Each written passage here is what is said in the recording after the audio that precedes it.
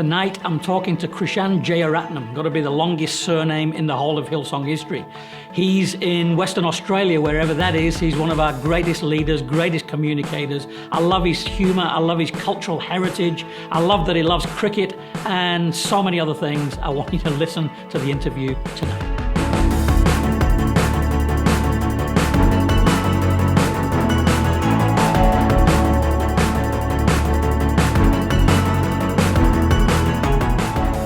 Chrishan Jeyaratnam, you are right now. You look like you're in Bali, mate, but you're actually in Perth, I understand. Is that right? Well, it depends on who's asking. If you've got to do 6 months of COVID isolation and you've got the choice between Perth and Bali, what are you going to do? Yeah, all right. I get the point. That's absolutely fine. So let me just give a little bit of an intro to this fine young man. And then tell you some of the things that we've got to look at. So Chrishan is actually, as you can tell by his intelligent look, the state pastor for Western Australia with all the responsibilities for Hillsong Church out in Asia as well. Born in a Sri Lankan household, brought up and educated in Australia. You spoke one language at home and one language everywhere else, I guess, the same as many others in those circumstances. Science degree in information systems. You sound pretty intelligent, mate. Then Hillsong College. You've lived most of your life in Sydney. Moved to Perth in 2017. You've been in Hillsong Church since you were a little boy of 7 years of age. You've played lots of different roles on staff and pre-staff within Hillsong Church. You love cricket, and why wouldn't you? You're a swimmer. We'll talk about that later. But more importantly, you're the husband to the amazing Danny, and a brave father of 4 girls, Milan, Elliot, Ember, and Arlen. Do you ever see a bathroom, by the way, with a wife and 4 daughters? I do. I've got one. Well done. There's a men's bathroom in our house. That's the way to go. That's the way to go. So we'll get through some of those things and a little bit of other matters as well. But I want to start, Chrishan, not where most people will say. I want to start with geography for a moment. Yes, geography. Now, I didn't realize until I just looked this up a couple of days ago actually, that Western Australia is actually a third of Australia in terms of landmass, 32.9%. Did you know that? Of course you did. It's the largest state in terms of landmass in Australia, 2.5 million square kilometers, which is actually 75% of the landmass of the USA. That's unbelievable. I didn't realize it was that big. It's also the second biggest subdivision of a country, or second biggest state in the whole world, apart second only to somewhere in Russia that I can't pronounce. And yet you've only got 2.6 million people living 2.5 square million kilometers. That means I worked that out. My mathematical brain works out that one person gets to stand in his own 1 square kilometer in Western Australia. So that's real social distancing. That's pretty good effort, mate. That's great. But anyway, you are in Perth, even though you're trying to make it sound like you're living in Bali at the moment. Reportedly the most isolated city in the world. Nearest one is over 2,000 kilometers, which is Adelaide, which isn't a real city anyway, as we all know. So this thing about isolation, is it a real thing? Is it just a geographical kind of statistic, or do people actually feel isolated? I don't think the feeling is one of isolation, but I think it manifests in other ways. So, you know, if I go to the shops here, if I went to the shops in Sydney, there'd be a bunch of stickers that are on different produce, as, you know, buy Australian made. Everything's about things being made in Australia and supporting local that way. But if you go to the shops here in Perth, you buy WA made. So there's a stronger affinity with this area, with this city. There's a great love for the city. I think it increases that. I think it increases the sense of unity among churches and among church pastors. I've never been in an environment that's as unified as this one. So yeah, there's some good things. I certainly don't feel isolated in terms of technology, but I feel isolated anytime I have to get on a plane. Yes. And just to remind everybody, I mean, how long is a flight to Sydney? It's about 4 hours one way, 5 hours the other, with headwinds. Right, 'cause there's more traffic lights going the other way, so it takes a little bit longer. That's the way it works. So, okay, so you're living in Perth, been there since 2017. Well, let's just talk about your family for a moment. Now, you talk about your family not only on the platform, but when we're chatting away, which I love. I love that. But first of all, tell us a little bit about your parents and your heritage before talking about wife and children right now. So my parents are both Sri Lankan and grew up there and met in Zambia, where my dad was working at the time. And that's where I believe I was conceived, and then was born in Sri Lanka, but only spent about 3 months there before being back in Zambia, before moving to Australia at 4. So I really don't remember a whole lot before coming here.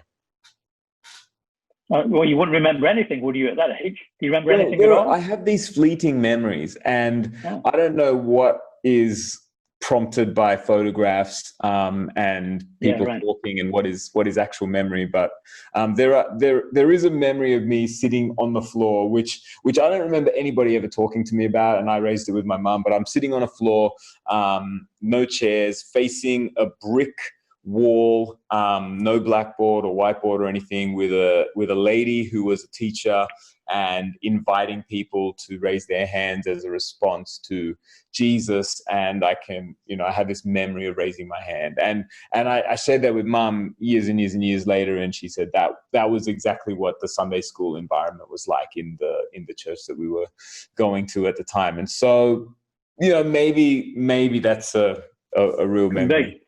Yeah, right. Now, rumor has it you actually are, is it 6th generation Christian? Is that right?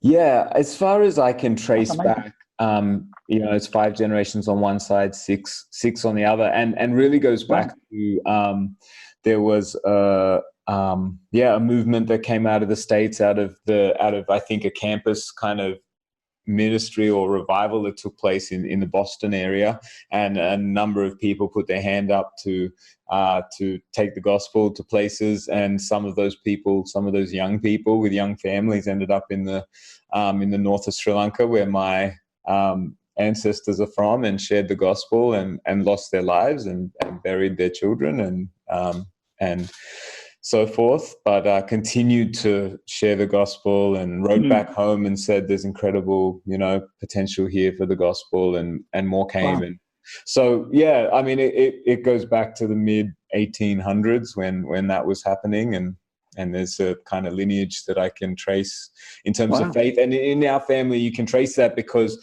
many times when people became Christians, they changed their name, and so they would change their surname to be either to be something from the Bible, or something that was connected to people that would have shared the gospel with them, or sponsored their efforts in terms of studies and whatever else. So yeah. Wow, so what a heritage, and you're part of the fruit of that. That's incredible. Yeah. I love hearing you. I've heard you 2 or 3 times talk about this whole idea of, your parents coming from one part of the world and then being brought up in Australia. And so you can't speak any of the Sri Lankan languages, but you can speak Australian English with a Sri Lankan accent. So what are those kind of conversations you would have had with all the family members like? Oh, just a normal conversations, just what you would talk about with your kids. No, we talk about the same thing. Fantastic. I love it, mate. I just wish I could do that. That's brilliant. Moving on. I'll leave you on that one before you get in any more trouble with your mum. No, my mum loves it. My mum she's very good with it. Actually, my mum hates it. Mum, last time I did that on a message, Mum, I was talking to Mum the next week, and Mum said, "I don't sound like that, do I?" And I was like, "Well, Mum, look, it's maybe slightly exaggerated." But then I did say, when you connect with an older generation, you would sound even more like that in an effort to connect with them, because I was like that with my grandparents. And Mum was like, "Oh yeah, absolutely," So it's not even about putting it on. It's something you do in an effort to connect. And yeah, that's fantastic. So bring it up to present day. So your wife Danny, everybody that knows Danny absolutely loves her to bits. She's clearly the best part of the whole Jeyaratnam family. But if you were to describe your wife to people that don't know her that well, how would you describe Danny? Delightful. Delightful. He's delightful. When we got married, I put a little booklet together to give her on our wedding night, and it was a printed little booklet of some of the memorabilia from us dating and the years that we dated, and the tickets where we'd been to shows, all that kind of thing. And it was romantic. To the delightful Danielle, because I think she's delightful. She's got a delightful smile, a delightful personality. She's wonderfully warm and positive and charming, and yeah, she's a delight to be around. That's great. Well done. Well said. So your kids, 4 of them, describe them in just a couple of words each. They are different. They are all so different. Yeah, and they're constantly changing and growing too. So the oldest is going to high school next year, which is a whole new journey for us. And they're all beautiful. I think they're a beautiful mix of Danny and me. I think many of them seem to have inherited my long, skinny legs, which I have always wondered whether they'd be good for anything. And it turns out they are great for daughters. Oh, that's good. Nice. Well done. Okay, a few things about your good self. So some things that not everybody would know, because this is all about really just getting to know you a little better rather than just what you do. So a few things that we've gleaned in terms of information. So you are a bit of a baker. Talk to us about that. Yeah, a cake maker specifically, as opposed to broader sourdough bread making. Yeah. So you're limiting your expertise to cake making then? That's where you're going with this? Limiting my experience to cake making, but not my potential. Okay. I think I have the potential to be a good bread. Now, you are also, of all people, one of the most competitive. Yes. So you recently had a massive disappointment in a very important sporting event. What was that all about? Well, are you referring to spike ball? Mm-hmm. Which, I mean, it could be any event. Everything I lose at, I feel the weight of. So, which event are we talking about? Well, yeah. Look, there is a game called spike ball, which we've been playing a lot of, and we lost. But the winning team, we were the only team to take them to an extra set, and so I'm going to take that as some kind of win. You're taking something out of it, yeah. You have to do. So, and board games. You like board games? I do. I love them. What do you play? I like playing Wingspan. There's a game called Viticulture, which I really enjoy. I basically like the strategy end of board games. So yeah. So do you play board games with your kids and need to win? I play board games with my kids, and I love it when they win, but I won't give them a win. I love them earning a win. Right. I just used to love winning, but hey, we're all. Yeah, I enjoy winning, but I do. I also enjoy when they win without help. Yeah, me less so. And you have, I don't know if this is a recent thing, but you've talked a lot about your swimming enjoyment in recent times. Is this something new, or have you always been a bit of a swimmer? No, that's new. I learned to swim when I was younger, but I never did squads or anything competitive like that. So it's been relatively new since coming to Perth. So I've been swimming probably now for 2 years. I've been swimming and still getting better at it. I still feel very nervous about the title being a swimmer, but my wife tells me that, if you swim as much as I do, that makes you a swimmer. Comparatively, you are definitely a swimmer, mate. So we're happy with calling you that anyway. Okay, quick flick to ministry. So post Hillsong College, you have served as a young adults pastor at Hills, which is the principal base campus for Hillsong Australia and globally. You've been the youth pastor at Sydney in the City. You were the youth pastor of Hillsong Australia across the nation, then the campus pastor in the city. That's when I first got to know you, when you were doing that role. And then obviously since 2017, state pastor in Western Australia, oversight of all things Asia and so on. So what was the best period or the toughest period? What sort of recollection when you see a journey like that? Any recollection on that journey? Oh yeah, lots of tough periods. Yeah, lots of tough periods. There was certainly some transitions into positions of leadership, and especially depending on the need for that transition or why it had taken place. Sometimes that wasn't always necessarily, a celebrated thing. Someone might have needed to be moved on for one reason or another, and so then when you're coming into a new role off the back of something unexpected like that, I think there can be some, real challenges. Yeah, transitions are tricky business. Certainly the truth. Quick update on Hillsong Perth. So, I mean, COVID has hit, so it looks very different now than it did at the start of the year. But from 2017 up to then, how would you give a little bit of an update for people that haven't been there? Yeah, it's a joy. We've feel like we've been very blessed with some incredible people. We arrived in Perth, and probably about 6 weeks later, it was my birthday. So we just decided to have some of the people that we'd been connecting with come to our house and celebrate.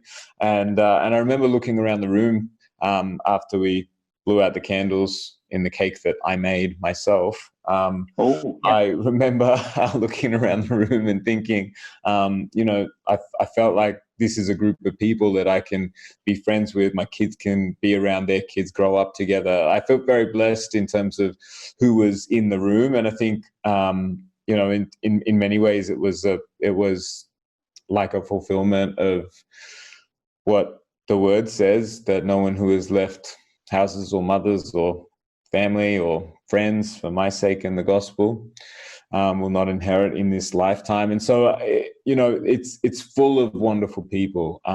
It's an incredible team. And I think that that's probably the biggest thing that Danny and I reflect on, is the privilege that we have to be a part of the community that's established here. That's fantastic. Now, apart from your love and work in Western Australia, from a Perth base, you're also responsible and have a love for Asia, something we both share together.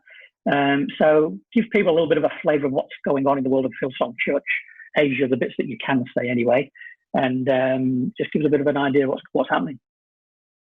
Yeah, I mean, we're part of what we've been focused on over here is what we can do to continue to build and raise leaders in Asia, and in Asia specifically. And so we've had the privilege, and I know you have as well, of heading with Andy Hopper and the Hillsong Network to Asia a number of times now, and connect with different church leaders and pastors, and offer anything that we know or that we've come into contact with in terms of wisdom for church building, just giving the best of what we have. And on top of that, there's a number of great young leaders who are with us in Perth, or who are stepping into Asia, that we've done a lot of time with. And so just believing to keep raising and developing people, whether that goes on to be something that they do with our church, or whether that goes on to be something they do themselves. Just believe in the potential of that part of the world, and the significance of, I think, this moment in time as well, for what the church, in all the ways in which the church is looking to pivot to continue to reach a young generation that's more and more engaging with a Western culture and Western thinking. And so how does the church in key cities of influence continue to meet that and connect with the younger generations? Yeah. Now, I've been asked many times, and I'm sure you have as well. So, a Hillsong Church, growing churches in Australia, we're ever going to have a large, influential church in Asia? Well, of course, Bali already is in real terms. I mean, there's not many places with so many thousands after such a short amount of years. But certainly within your heart, you could see across Asia, obviously, it's incredible potential in the years ahead. Hey, absolutely. I think, I mean, the harvest in Asia, I think, in terms of people discovering the love of God, is the potential of it is incredible. And I think there's already many great works happening over there. And every city, when you talk about Asia, it's quite a broad term, but every city and every dynamic is so different. So there's a lot of very unique needs and challenges in different cities. But I think who we are as a church, I think we have a role to play. And our prayer is, like we've seen happen in Bali, that if we could plant something in some few key cities, then hopefully those can serve as places where other churches and other leaders can come and glean and see some different ways maybe of approaching a really beautiful ancient message, and can take from that what they will in a way that might be helpful for them in their context. And so, that would be our hope. Very good. Well, you and the guys are doing a fantastic thing in Asia, and look out for the next decade. I think it's going to be a very, very exciting part of the world. If we can change subject again, something that we can't do justice to in any way, but just because you are one of our esteemed leaders, Chrishan Jeyaratnam, you have really helped us as a church in this, whole area of racial equality. People have been looking at racism and discrimination, prejudice, and so on. And of course, it's a massive, massive world. You've introduced us to Fadzi one day, who I'd never actually met before. I'd seen her name before, but she's quite a remarkable lady, and is actually based in Western Australia, with you guys. She's been a massive help to us, to our church, in just working through some of those issues. What is actually her expertise and her role, just so everybody knows the caliber of people we've got in our world? She's a diversity and inclusion specialist, or global strategist. I can't quite remember her exact title, but it's to do with that, and it's big. And she does work internationally, and has been in huge demand. And so whenever I talk to her, she's normally been working through the night, because she's connecting across different time zones. And I think what she does and the credibility of that over a number of years has meant that we hit a season like this. And she's been in huge demand. So I'm actually really grateful that she's a part of our church world and has been so willing to help as in any way that she can help us as a church. But it wasn't like there is a phenomenal pastor that we have here in Perth who's named Tara, and she was the one that said, "Hey, this is what Fuzzy does, and this could help us." And I was like, "Oh wow, yeah, that could." So it was really her that brought Fuzzy to light. That's right. Well, it's been great. I mean, it's early days, and there's an awful long way to go. But at least as a church, we're trying to gen up and ask the right questions and get some training. And she's been central to that. So God bless Western Australia, and God bless Fatty, and for the part you played in that. Really appreciate it, mate.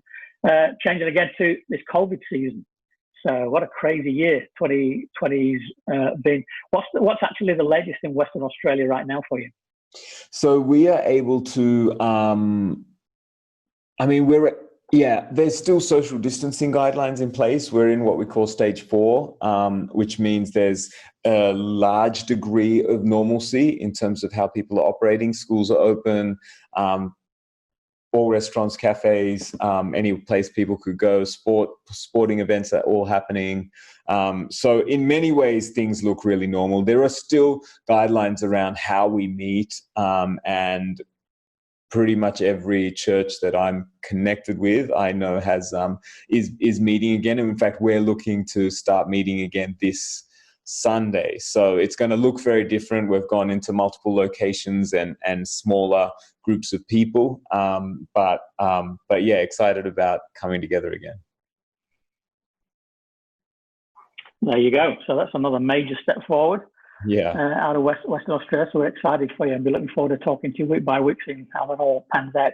Okay, well, we have to finish with the subject that everybody that knows you would love some insight on, and that is this whole world of revelation. The revelation. It's an institution in Hillsong Church. If you're part of Hillsong Church, you would know this. If you've attended Hillsong Conference, you would know what this is.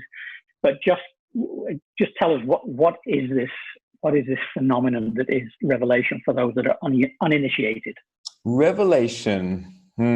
Revelation is an expression of our commitment as a church to enjoying the journey. And it looks like a couple of key pastors who get up at our conferences before the main event, so before the night even starts. Usually the auditorium is packed, and they get up and they just have fun. They make heroes of people out of the crowd. They make fun of maybe things that have happened in the conference.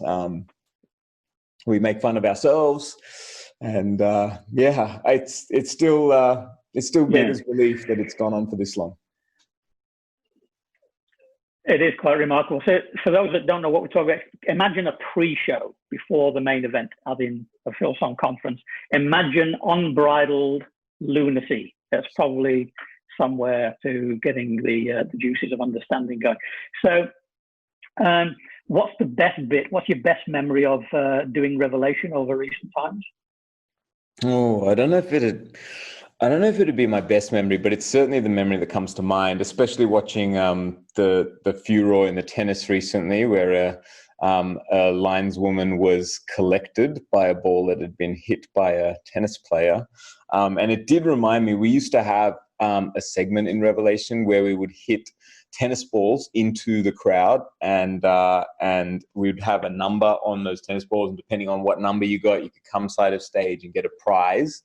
And there was this one year, which was the last year we used tennis balls for this giveaway, where we were hitting tennis balls out into the crowd. And look, we haven't been able to confirm or deny whether it was Sanger or not, or myself or whoever else was up there, but someone has launched a ball long and hard, and it has collected the nose of an amazing person in our church who subsequently had her nose broken by that aforementioned tennis ball. And we're very content. We learnt a lot. I think there's a lot better procedures in place now around how we engage in lunacy. Lessons were learned. Lessons were learned, and structural changes were made. Yeah. Okay, that's good to know. That's very, very good. Health and safety will be much happier. What's the one thing that's got you in most trouble with the boss?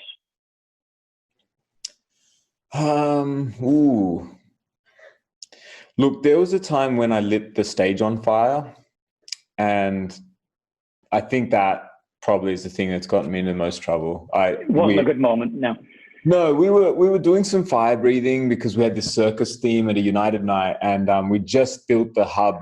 We just built the convention center, and so it was very new. And we'd gone into we hadn't been able to have youth in there because it was still a bit too nervous about whether youth should be in there. And we were doing a United night, which all the age groups together, so we were able to secure that brand new facility. And part of fire breathing is you get well, I won't actually go into it because I don't want anyone doing this at home. But let's just say that over the course of 5 minutes of fire breathing, there was a thin film of kind of vapors and lamp oil from spittle all over the stage, and someone has gone to douse what they were using for fire breathing, and they went to the wrong bucket, quickly kind of lost control of this fire apparatus that it was in their hand, which rolled across the stage and then lit the whole stage on fire. And so I remember getting called up to see George Agajanian, and George had a few choice words to say to me about understandably about what had happened and about the consequences if anything like that happened again. And I was suitably chastened. I did try and tell George, look, I don't think it was that bad in the end. We had a few things under control. We had some protocols in place that helped make it a lot safer than it seemed. And then he turns his screen around, and there was a screenshot of the stage on fire, and it looked terrible. Like the flames were like waist high right across the stage. I'm like, George, that's just a bad angle. It wasn't that bad. But yeah, the true angle with a bad angle. yeah, that's right. That's fantastic. That's great. Well, listen, mate, you've got 3 guys, all campus pastors or lead pastors, but you can't take the youth pastor out of them. So it's dangerous putting 3 ex-youth pastors up there to have a little bit of fun. But he said a lot about our church. I don't mean the fires, I mean the fun.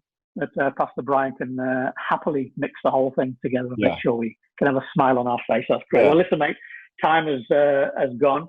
But I just want to say, love you to bits, genuinely. When we came into the Hillsong Church world, which is 11 years ago now, you were definitely one of the people, and this has never changed, but certainly in those first couple of years, that were the greatest help to me and to us in understanding things, in seeing, in just being yourself, in giving the whys behind the whats and all that sort of stuff. You're absolute gold. And you're also the person in terms of when you preach or MC that I listen and learn every single time. So there's so many reasons to appreciate you. It's great that we get to serve together in Australia, and we love your family. We love all that you're doing and the passion that you have for the church and passion for family and Jesus. So thanks so much for your time, my friend. Really appreciate it. God bless you. Thank you so much. Loved connecting. And I do remember when you guys first became part of Hillsong Church, and I know for Danny and I, connecting with you and Joyce was one of the greatest joys, and showed us a lot about how we wanted to lead and minister and be in terms of how we connected with young people, and the way we watched you guys in hospitality, and the way that we felt so loved around you and pastored and connected with. And so, yeah, you guys are an inspiration constantly. Well, Mutual Admiration Society, done and dusted. God bless you, mate. And to everybody else that's listening, you stay safe. God bless you too, wherever you are, and we'll see you soon. Take care.